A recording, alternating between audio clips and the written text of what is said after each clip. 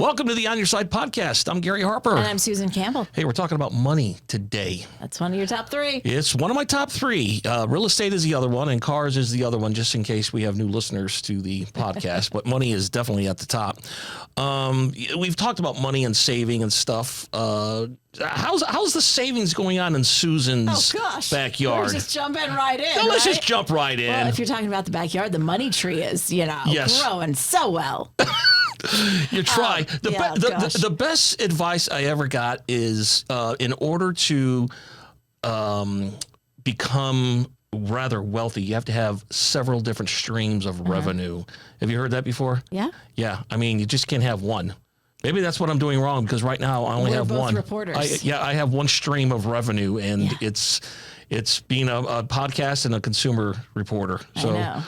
But I still like it, though. There's a passion that goes along with what we do for a living. There is a passion. And it takes a lot of time. We enjoy what we do. Absolutely. It's like teachers. They say they don't make a lot of money, but they like what they do. But they love what they do. How about the category of being a millionaire? Have you ever thought about that? I dream of it. Yes. Let's do it. That would be nice.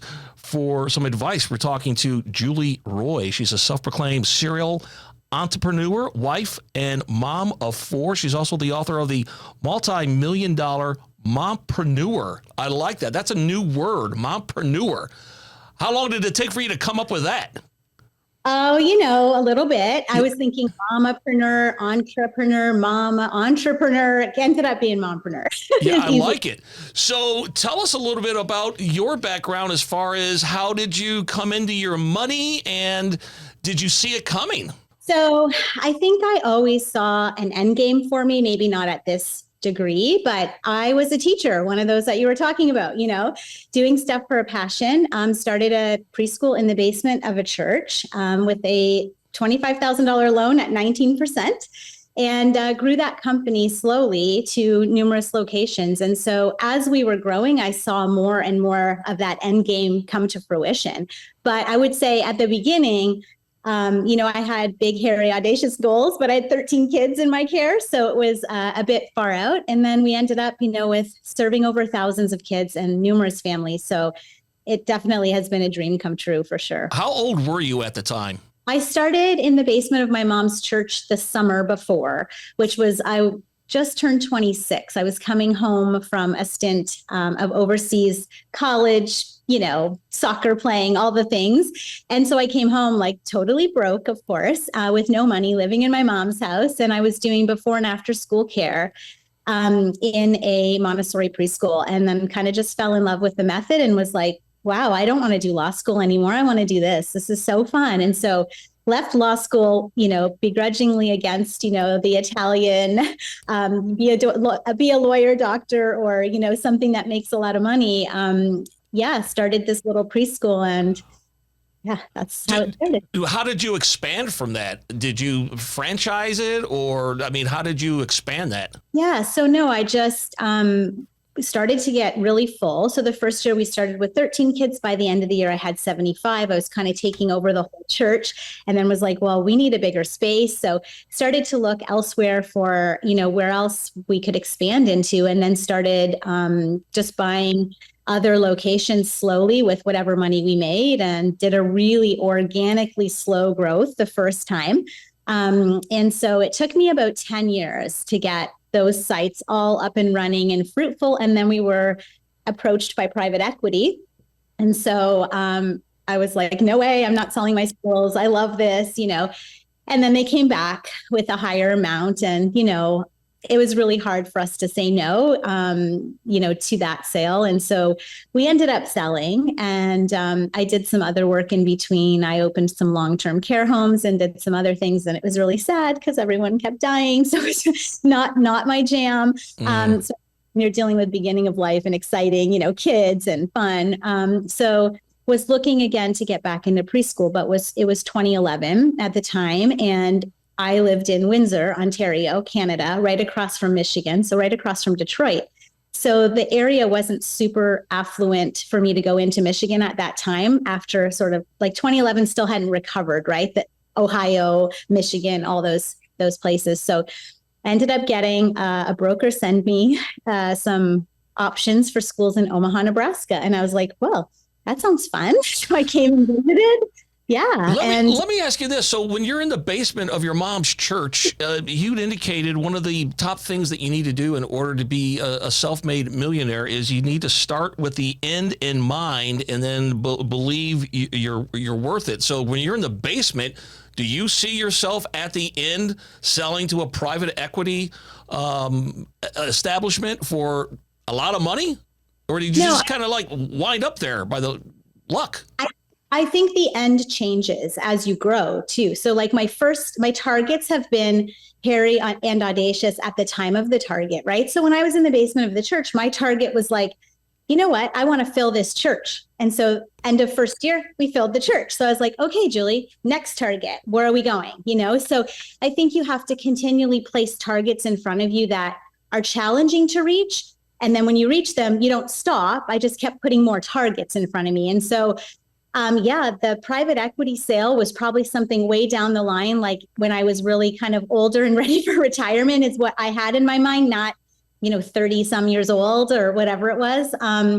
So I don't think that big target was my first target, but it was definitely on the plane of development at some point. You just wrote a book about your experience. You wanted to talk to, I think, a lot of moms out there who are trying to have it all.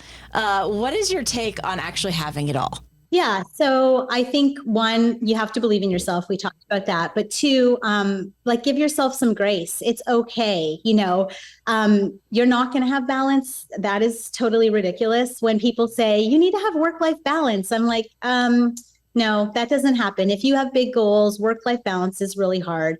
What we believe in and what we preach to our kids and our neighbors and friends and anyone we can, talk to, we say, you need to believe in harmony, right? Sometimes you have better harmony in life than others. So yes, I missed a lot of things to grow our businesses. But now my kids are 20, 19, 14, and 13.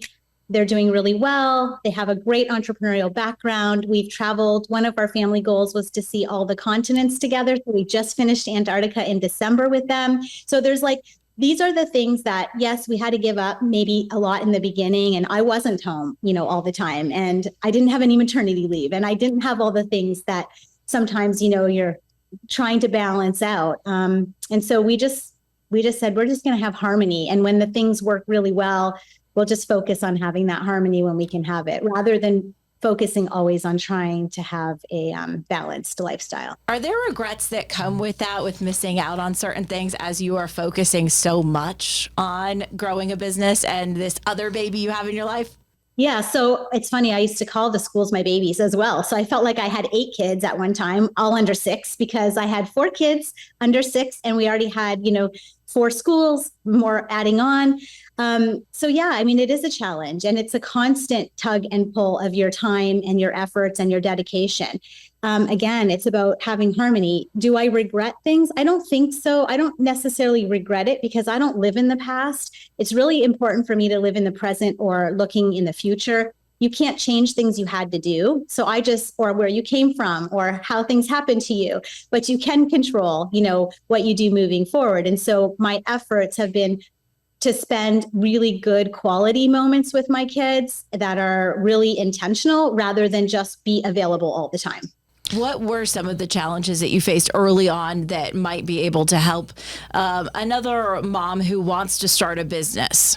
Sure, lots. Financial challenges with childcare, kids, your husband working, us taking his payroll to sustain the business, right? So he'd come home, run home from lunch, put his payroll check in so I could pay the teachers. I was the janitor, I was the teacher, I was the enrollment specialist, the accountant, the chef.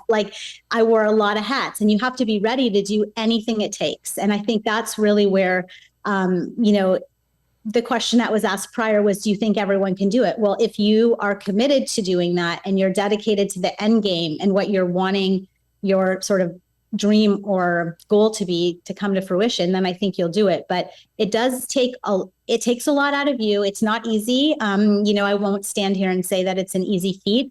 It's definitely 1000% worth it. But it's a challenge for sure. You'd indicated that in order to become successful and wealthy and happy as well, that you need to know when an asset is a liability. And I think it's a great phrase. What do you mean by that? So you can use that basically in all of life, but we are in a situation in America where we go to school, we're in debt, we get a job, then we get a house debt, then we get a car debt. What we're trying to teach our kids is like, if it's not cash flowing to you, it's a liability. So if you buy a house and you have a mortgage for 30 years, that's actually a liability, unless you buy a fourplex where someone's paying for your rent and you're living off that extra net income.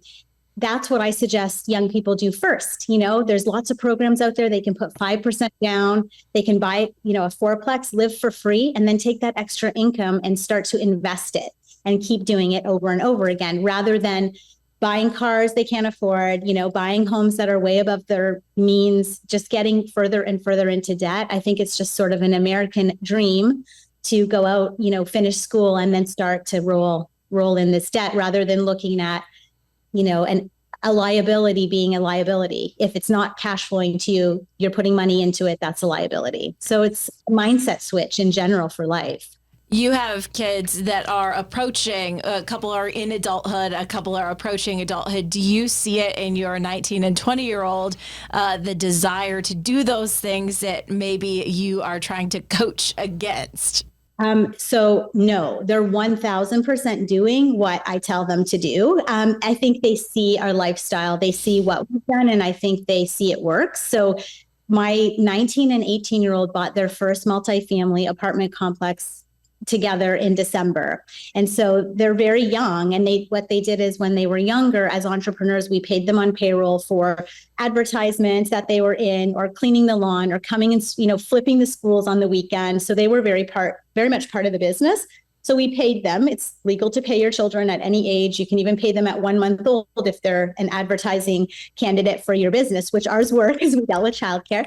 We bought Roth IRAs for each of them. We maxed that out to $6,500. The rest about $5,000, because you can pay them about $13,000 a year. The rest went into high yield savings. So by the time they were 18, they had enough money in those Roth IRAs to flip in and buy real estate. And so because they were self-directed, they could do that. And a lot of people don't know that you can do that. And so now they have, real estate, and cash flow, and eventually they'll have a multiple on sale. And so they're very young and already understand, even if they get a W-2 job, their idea is to continue to save money that they make from a job to invest. You'd indicated that in a writing that you need to prioritize your ROL, your return on life.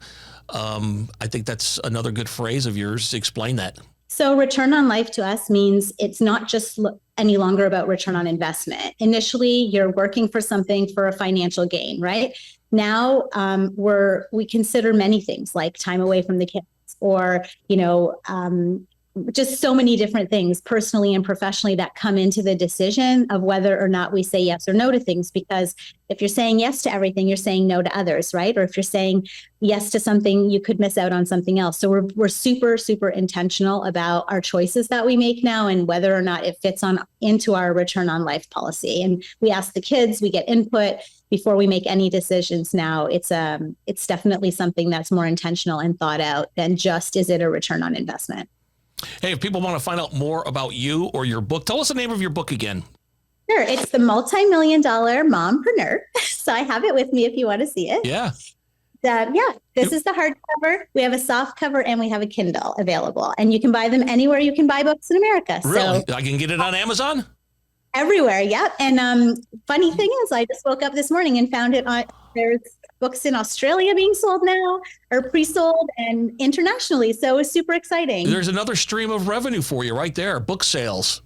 Yes. More so why I wrote the book, not so much for the book sales, but I really just want people to have the information I didn't have when I felt like I needed it. And I feel like this next half of life is our sort of give back. So, yeah. How long did it take to write the book? Actually get all those thoughts together and decide what to put in? I think there's going to be a book 2 really soon, because every time I start mentioning something, I'm like, darn, I didn't put it in the book. It took about 12 months. I'm super ADD. Like I have a lot of things going on. And so I had to have someone sit down with me an hour a week and just pen this book because I have a lot of, buckets going on. So it did take longer than I would have liked, probably 6 months intentionally writing, but then we travel and, but it's done. So that's great. Well, listen, good luck to you and congratulations on all your success. And happy Mother's Day, by the way, Julie. Thank you so much. Yeah, and thank you so much for having me on. I was super excited to be on here today. Yeah, so. well, we're glad that you joined us. So thanks so much. And good luck with those sales, okay? Thank you, guys. Have a good night. The On Your Side podcast is produced by Brad Denny. Our audio engineer and editor is Todd Martin. Segment producer is Colin Stanton. And I'm Gary Harper. And I'm Susan Campbell. If you have a problem you can't resolve, maybe we can't, send us a message through azfamily.com or our AZ Family mobile app. Look for the On Your Side section and leave us a message. Thanks so much for listening to the On Your Side podcast. And if you like it, leave us a review. We'll see you next week. On Your Side is on Good Morning Arizona every weekday morning at 6:45 and 7 o'clock, and every weekday evening on Good Evening Arizona at 4 and 5 o'clock. You can also catch it on Arizona's Family News at 9 on 3TV every weeknight.